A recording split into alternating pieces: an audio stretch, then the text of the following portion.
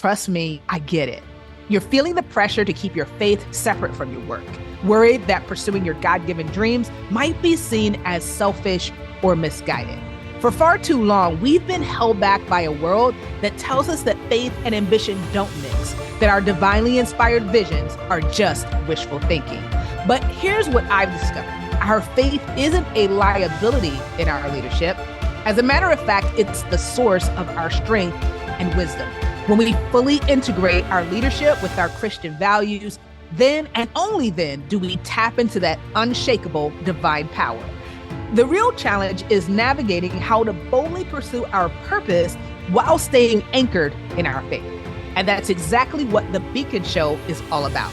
Each week, we bring you biblical wisdom and practical strategies from true beacons, Christian leaders who are illuminating the world. And it's also that you can let your light shine brighter and brighter. I'm Tamara Jackson, and this is The Beacon Show. Even when we follow God's direction, the path to success is rarely smooth. Today's guest knows this truth all too well, but she's discovered a strategy for navigating life's twists and turns with unwavering faith and contagious joy.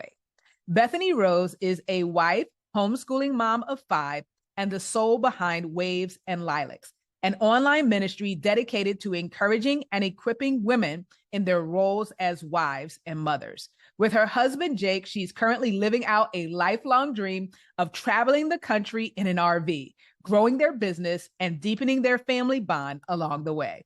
But this incredible adventure almost didn't happen.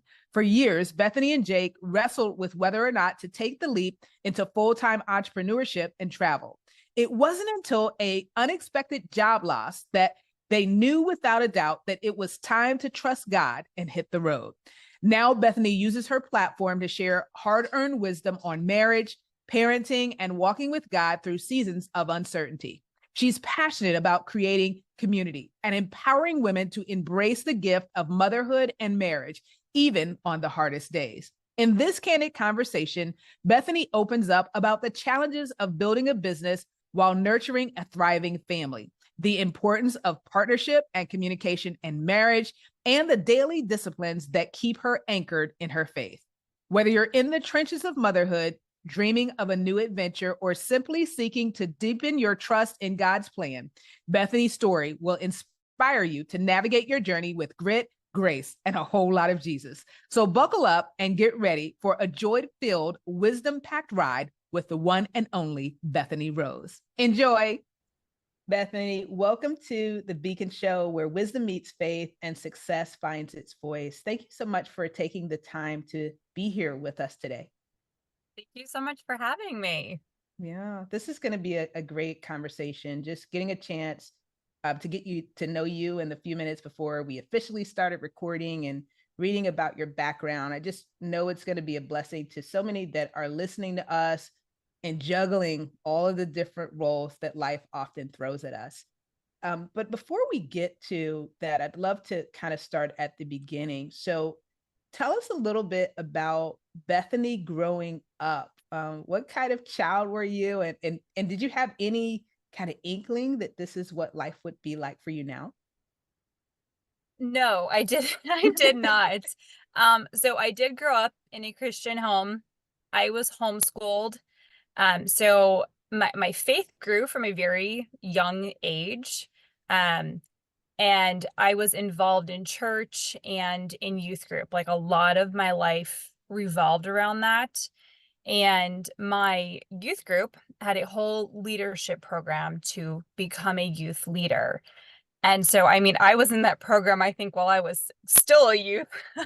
um, and looking back, that's kind of ironic to me, but they really had this whole program in place so that you were almost like peer mentoring as Mm. you were working your way up into being an adult leader in the youth group. And so that was really my first taste of leadership.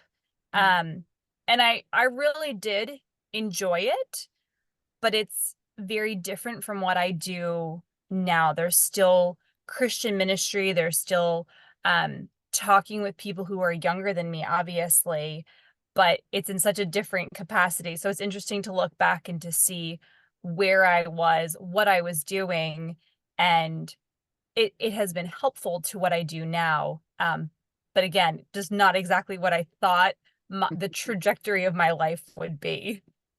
It's so funny how that happens, right? It's sometimes, when I talk with people, it's like, yes, I always knew this is what I wanted, from the very beginning. And then for others, God kind of takes us on a journey, as you've pointed out, everything that you learned during that period has helped you in the work that you do now. So nothing is wasted. But sometimes we really just don't have an idea of where God is going to take us. So starting out as a kid, you're exposed to leadership training, you're picking up some skills. Um, Tell us about, the work that you do now, the ministries that you lead, and kind of the mission that you believe God has you on to really make an impact. Yeah. So once I finished in the youth group and being a youth leader, I went to college and I had this whole plan of becoming a teacher. And I was a teacher for a short couple of years before God blessed us with our first child. Mm. And when I got pregnant with him, I just knew that my desire was to stay home at that point and to be with him. And so I quit teaching and I began staying home with him. And you're a new mom, you're learning everything for the first time. And it's so interesting how God began, like social media began to grow at that point. I mean, it had been growing, but I think there was even a bigger leap. This was 2015 and upwards. And I started getting on social media and just sharing about my life as a mom, as a wife. And God was just so good to grow that platform to where I get to talk to moms on a daily basis. And they ask questions about motherhood, about faith, about marriage, about homemaking. And so here I am, like in my home, living this out every single day, but able to draw upon those experiences that I've had for my son is about to be 9, and we've been married for almost 13 years now. And so just having a platform of really just encouraging women in their motherhood journeys and their marriage journeys, and that it's meant to be a gift. It's not a burden. It's not meant to be a chore. It doesn't mean that there's not hard days and there's not hard moments. I mean, it's one of the most difficult and challenging um, things that you can possibly do, but it's also one of the most rewarding, fulfilling, just like living out what God has placed in your life and those gifts of being a mother and being a wife. And so being able to just walk alongside other women and encourage them and to say, like, I'm there right now, or I've been there before. Here's what I've learned. Here's like, let's learn together. That has been, that's really what the platform, what Waves and Lilacs is about. Yeah. As I'm hearing you share that, I imagine those that you come alongside through your platform appreciate that you live this journey out every day as you're providing this advice. So this is not, all my kids are grown. I'm on the other side of this. You're Right. able to kind of speak from not just the experience of being a mom, but the day-to-day challenges, joys, as you've talked about, motherhood being a gift. I just can only imagine how that makes a difference for your community because you're able to speak from a place of experience. I remember my mom saying many times that, there's no like manual about how to be a perfect mom. So your community really needs that guidance and that help. Talk to us about how challenging it can be for a wife and mom today in juggling all of these different roles and how you try to guide them through that process. Yeah. I For me personally, so currently we live on the road. We full-time travel in an RV. And so the challenges are that we don't have family and a built-in support around us. Like, it is just my husband and I. And so we come in contact a lot with people on social media or even in our travels of other people who are on that same boat. So, I mean, you go back several years or decades and people lived together more, and they had their villages, and they had people, and the neighborhoods were close knit. And while I know that that does exist in certain areas and in some families, it's not the case for everyone. You have people traveling all over, they're moving far away. And so when you don't have that community and that support, that can be a struggle. When we did live in our home back in Pennsylvania, we had a wonderful church community. And so that was really helpful. And so I think the challenge of people not having support and community right now as a mother, as a wife, like, that's really hard. And so we've been able to just share like what has worked for us and how being a team here in our marriage helps us in our parenting journey. But yeah, for me personally, that's one of the biggest challenges I've seen. And then I've been able to, see that in other people's lives as well. Yeah. Yeah. I guess as I heard you sharing, I think back to, as a kid, seeing, of course, it wasn't during my time, but the shows where the family was so kind of concentrated, and it was the neighborhood that was working together to raise a child.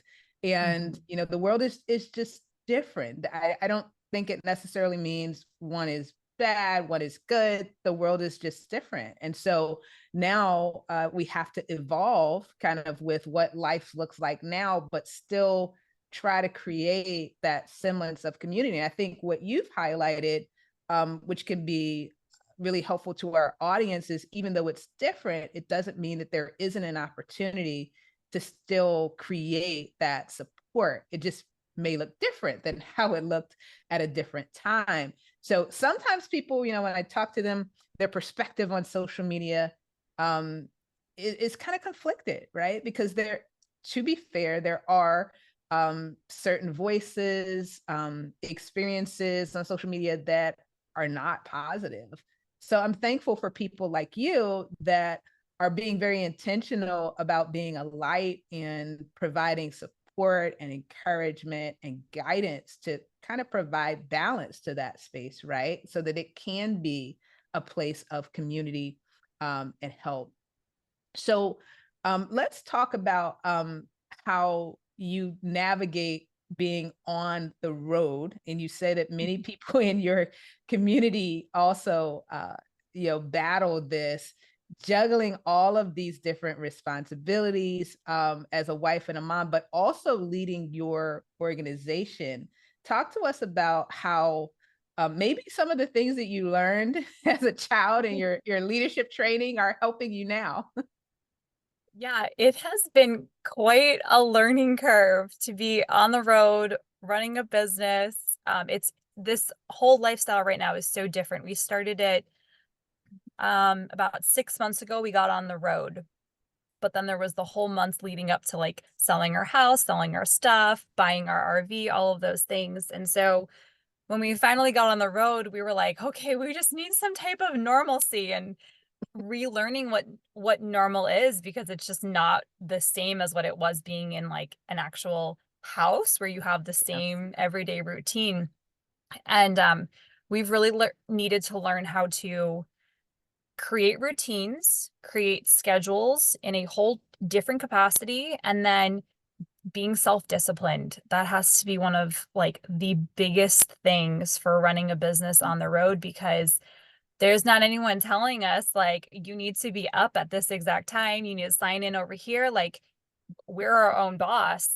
And so that has always just fit like into the nap times and the evenings. And now we're trying to expand that. Like, my husband is doing this full time with me right now. And so, he takes a morning shift, I take an afternoon shift. We kind of tag team it out while still being present with our children and raising them. We're doing road school now, right? Homeschool, road school. Road school, I love And it. yes. And so we've learned a lot about routines, rhythms, and the self-discipline. I mean, the Bible talks about having self-control, and Yeah. we're just every day we're like, okay, this is what we're doing. Like, this is what our family is depending on. But it's been amazing to see a business begin to grow, like to see this dream that we talked about for so many years Mm. and to be living it out now. And that's the biggest reward of it all. Yeah. Now, I'm curious, was there ever a moment of like, no, maybe we shouldn't do this? Like as you started going down the path of selling the house and all, because I want to also, give our audience a taste of the human side of it. And I know for me, sometimes I'm like, yeah. Then like it seems like right before it's getting ready to happen, it's like, wait, maybe I shouldn't be doing this. Did you guys experience that, or you were 100% all the way in? So my husband lost his job Mm, last summer. And I mean, and it's wild because that was the last thing we ever thought would happen. I mean, he had just been mm, moved up in this company. He'd had this job for years. He was one of the right hand people. mm, And we had wanted to grow our business, the Whatever is True company business. And we had wanted to travel. And so we had been talking about this lifestyle for years. My mm, my cousin had did it. We watched him. We were like, this is so cool. And we literally, for the last year before this happened, we would go back and forth and go, okay, just you have to go in and go quit your job. Like, we mm, have to take this leap of faith. We have to do this because if you don't, if you're still working 40 plus hours a week and I'm at home with 5 kids, like, I can't spread myself that thin and neither can you. Like, we both have full-time jobs. yeah. And so every day, I mean, it was getting exhausting. And he'd be like, okay, I'm gonna quit today. I'm gonna quit today.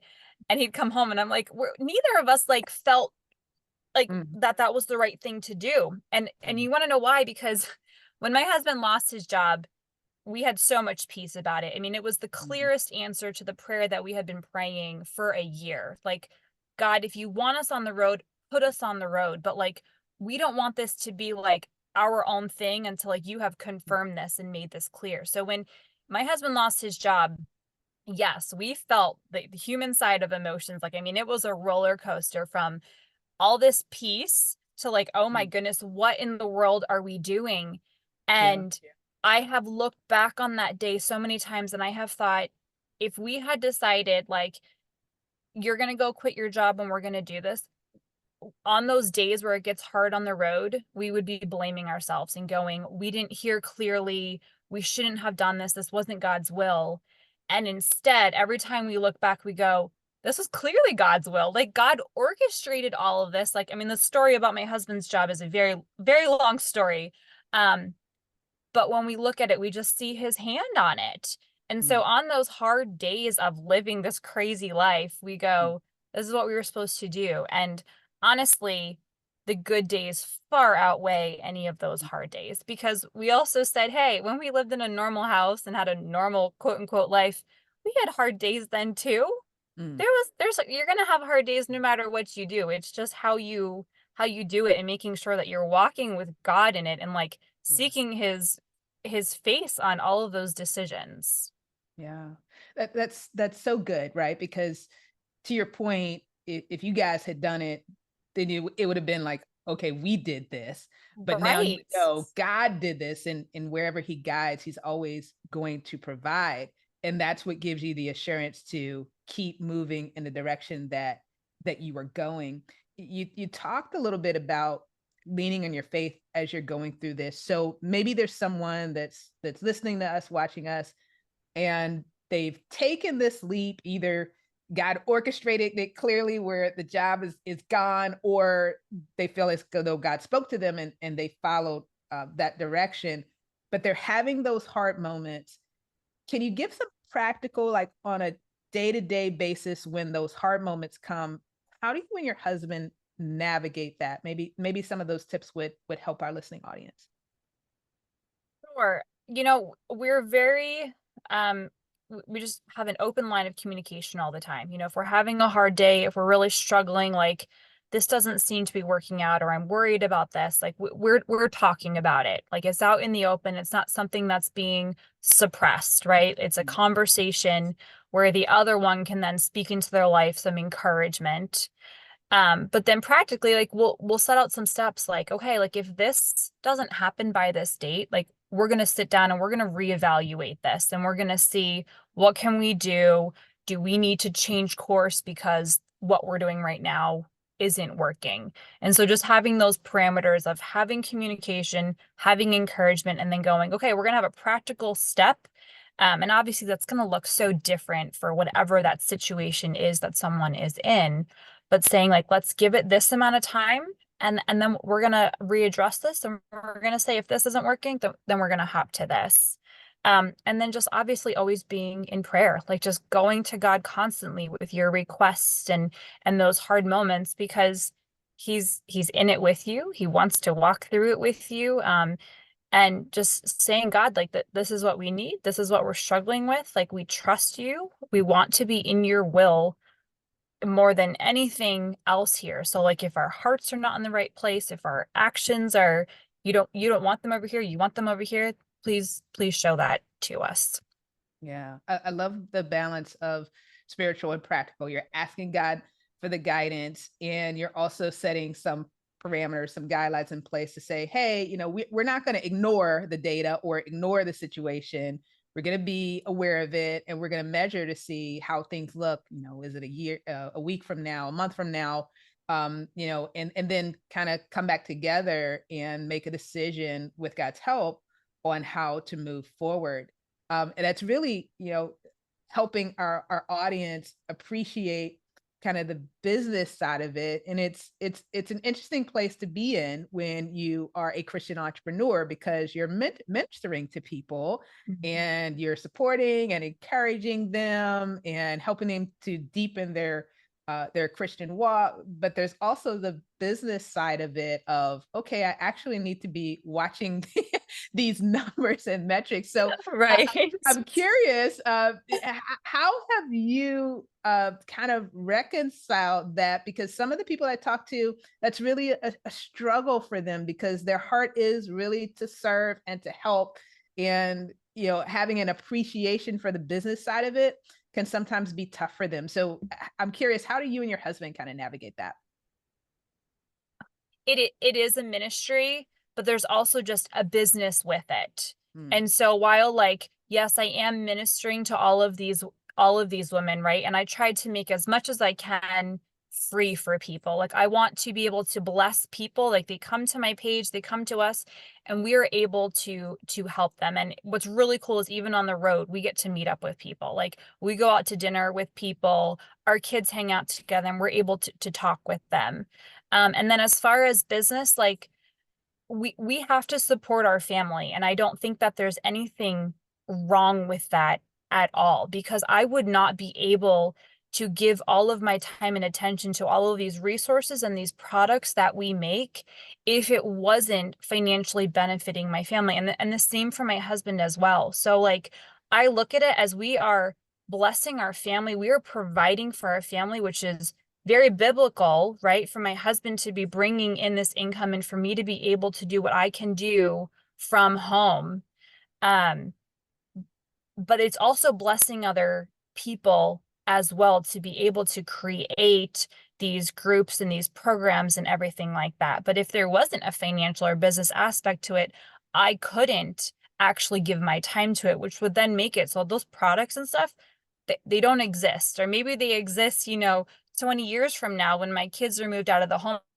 That is the challenge that I see people having so much, is they think everything should be free because they're ministering, and just not making the connection that, you're providing value. And so when value is provided, it's fair that there is an exchange, and that there is, money that is given to support the work that you're doing. And at some point, if you don't have money coming in, you're not going to continue to be able to do what you're doing. And that's the point that I was hoping that you would make, what you did. Okay, good. I'm glad.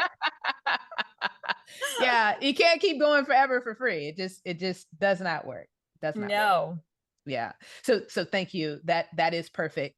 Oh, well, you know what? I could also add, I Sure. don't think that people understand the amount of time that goes into having a ministry and to be able to create all of these products and everything. I think it's very easy for people to see social media, like an Instagram post, and they're like, "Well, you just snapped a picture and you wrote a couple words and that's it."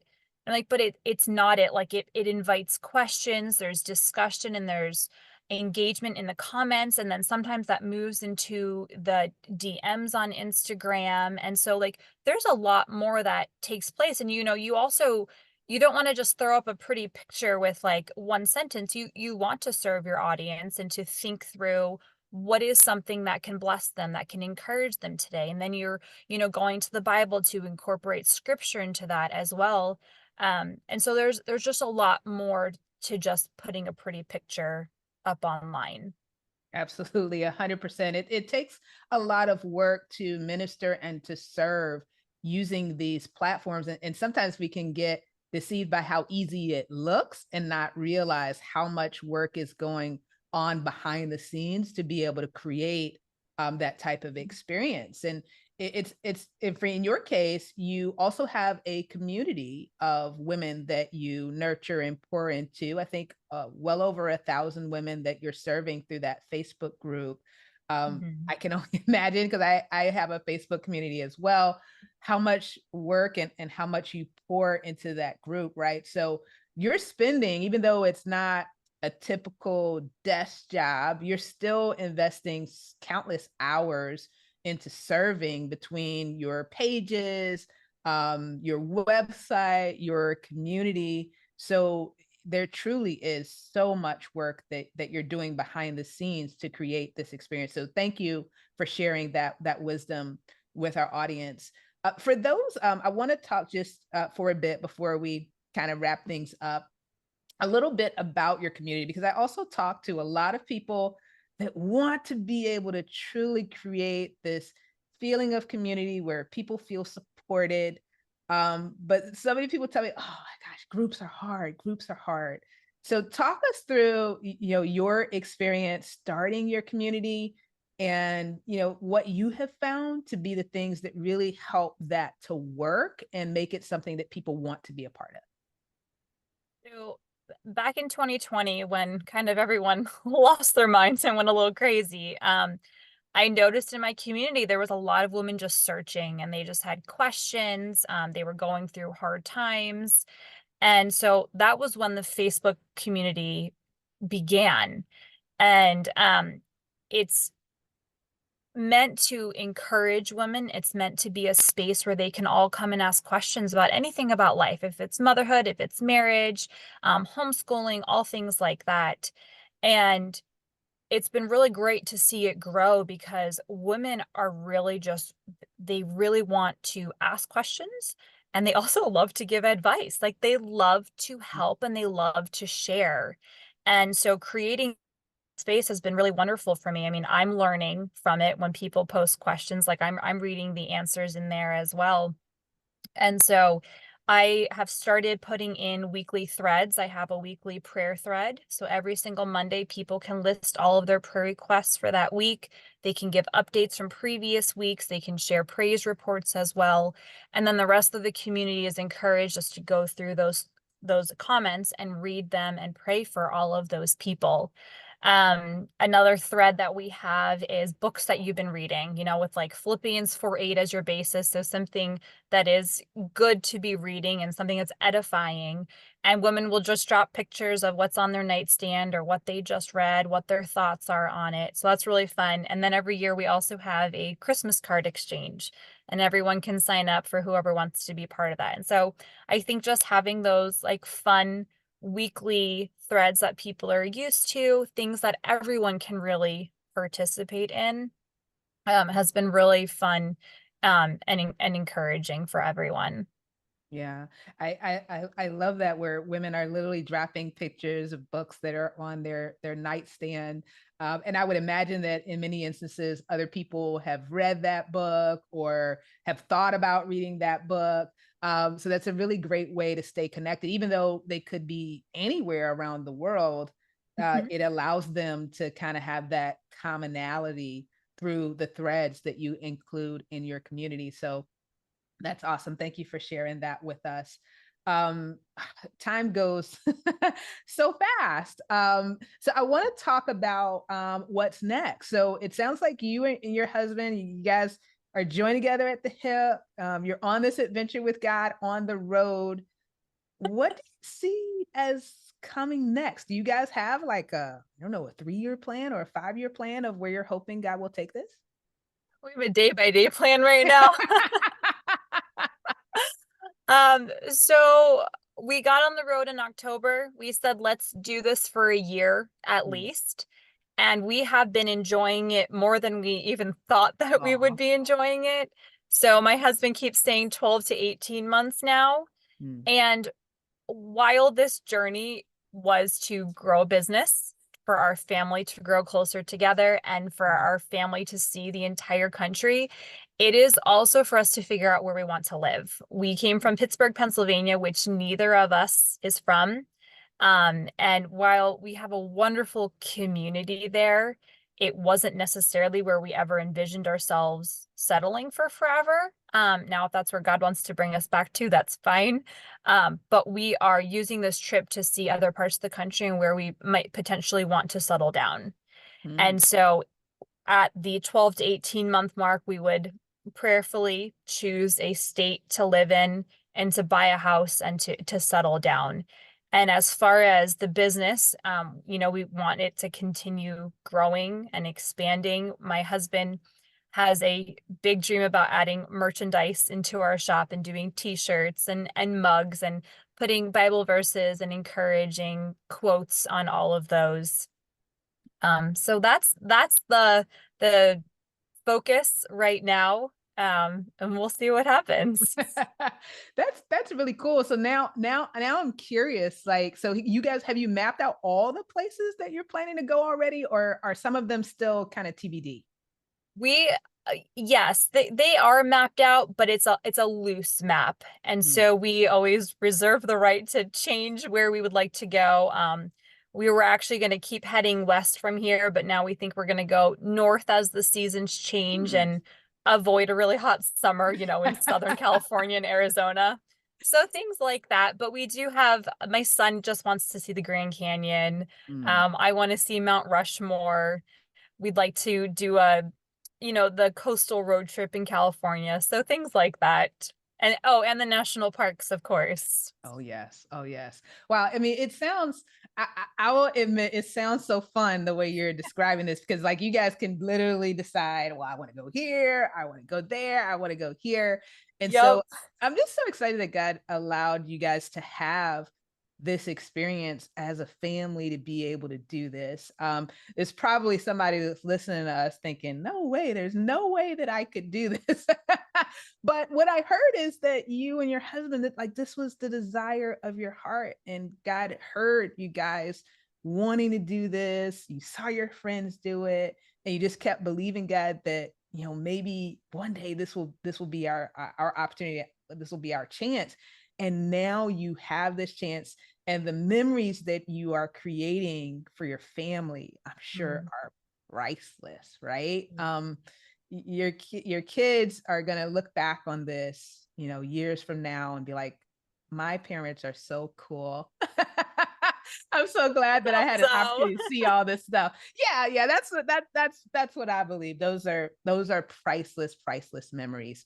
So let's wrap this up, Bethany, by talking. You talked about the vision for the business and maybe adding merchandise and all of that. And I know that your community would love that and would be blessed by that. And we're believing that God is going to continue to grow your platform and the work that you're doing.